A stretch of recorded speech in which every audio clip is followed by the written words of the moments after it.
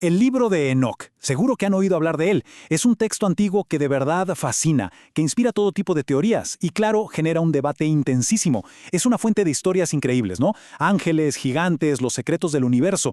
Pero en medio de todo esto hay una pregunta central. A ver, ¿por qué no está en la Biblia? Bueno, pues vamos a meternos de lleno en los argumentos académicos para entenderlo.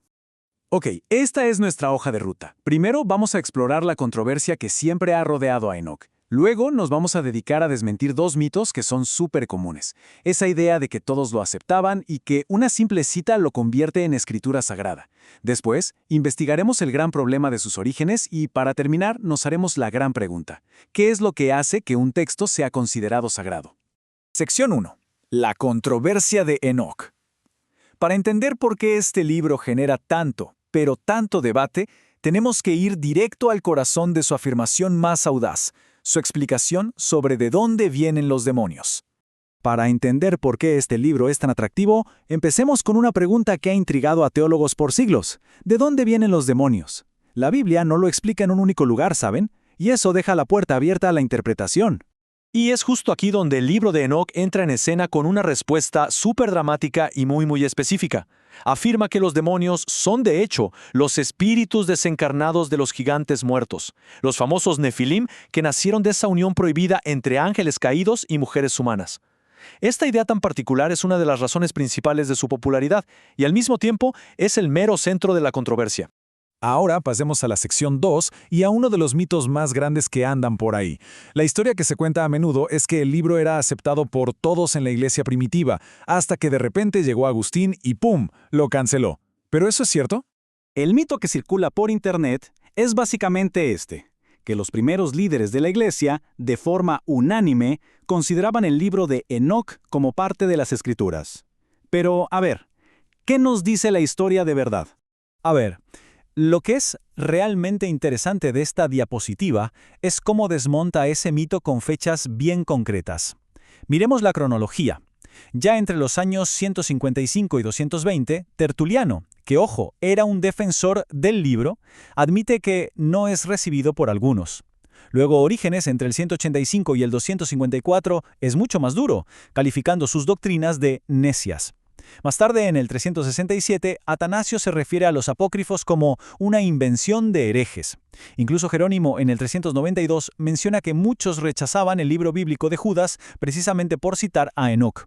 O sea, para cuando Agustín escribe en el 426, el debate llevaba siglos. No hubo una cancelación de la noche a la mañana, fue un proceso larguísimo de debate y rechazo. Y esta cita lo ilustra de maravilla. Viene de Tertuliano, uno de los más grandes defensores del libro en la iglesia primitiva. Alrededor del año 198, él mismo escribió: «Soy consciente de que la escritura de Enoc no es recibida por algunos, porque tampoco es admitida en el canon judío».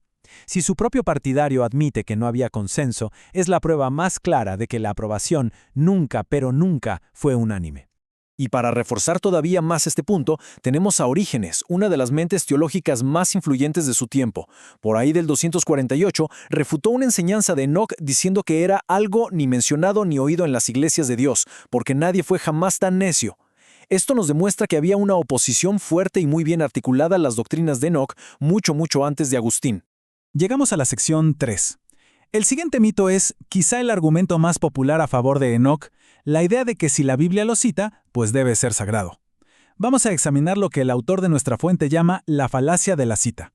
El argumento suele ser muy simple, ¿no? La afirmación es que, como el libro de Judas cita al libro de Enoc, entonces todo el libro de Enoc debe ser considerado escritura.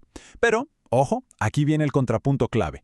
En el libro de los Hechos, el apóstol Pablo cita a poetas griegos paganos, y nadie anda sugiriendo que las obras completas sobre Zeus deberían ser parte de la Biblia. El simple hecho de citar una fuente externa no canoniza automáticamente toda la obra. Y aquí está el versículo en cuestión, Judas 1:14, dice: «Y de estos también profetizó Enoc, séptimo desde Adán». Es súper importante notar que Judas le atribuye la profecía a la figura histórica de Enoc. No dice explícitamente el libro de Enoc. Pero lo más importante es que la autoridad inspirada recae sobre las palabras que Judas elige incluir en su carta, no sobre toda la fuente externa de la que pudo haberlas tomado.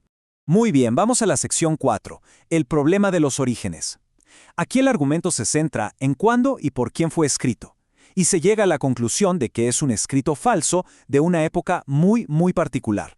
El término académico para clasificar al libro de Enoc es pseudoepígrafo. La palabra viene del griego pseudo, que significa falso, y epigrafein, que significa inscribir.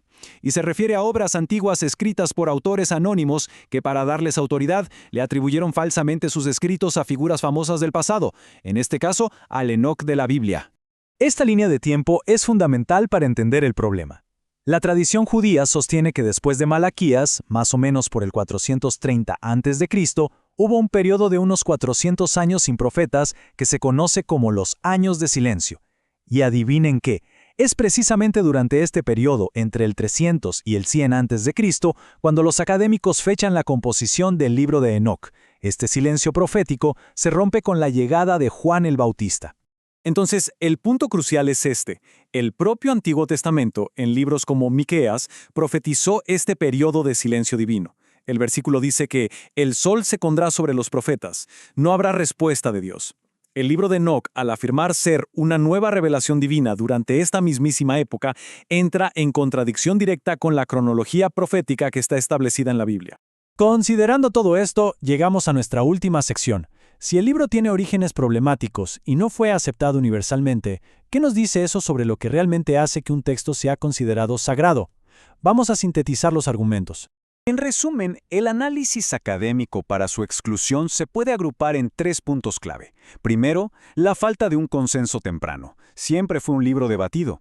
Segundo, sus orígenes problemáticos. Al ser un pseudoepígrafo escrito durante el periodo intertestamentario, su autoría y el momento de su escritura son incompatibles con los criterios canónicos. Y tercero, la falacia de la cita. El hecho de que Judas lo cite simplemente no es suficiente para validar todo el libro.